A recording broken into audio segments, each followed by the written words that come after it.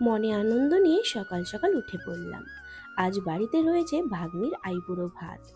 চটজলদি ফ্রেশ হতে হতে বাগানটা একটু ঘুরে দেখলাম। সকালে কিছুটা এডিট ছিল, সেটা করে ফেললাম। বেশ অনেকটা মশলাপাতি গুছিয়ে দিলাম মাংস রান্না হবে বলে। দেখলাম মাংসটা এনে ধুয়ে রেখে দিয়েছে। এই থালা বাটিগুলো আমি আর মা বসে বসে ডিজাইন করেছিলাম, সেগুলোই ধুয়ে শুকোতে দিলাম। দেখলাম রান্না শুরু হয়ে গেছে। এক পাশে মাছের মাথা ভাজা হচ্ছে, মাছ ভাজা হচ্ছে, আর পাঁচমিশালি ভাজা। তারপর কি মাংসটা ম্যারিনেট করে রেখে দিলাম।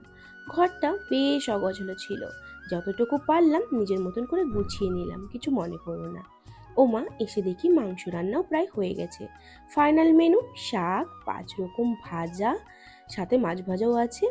রয়েছে মাছের মাথা দিয়ে ডাল, কাতলা কালিয়া, চিকেনের ঝোল, টক পালং, গুড়ের মিষ্টি আর পোলাও, ব্যাস।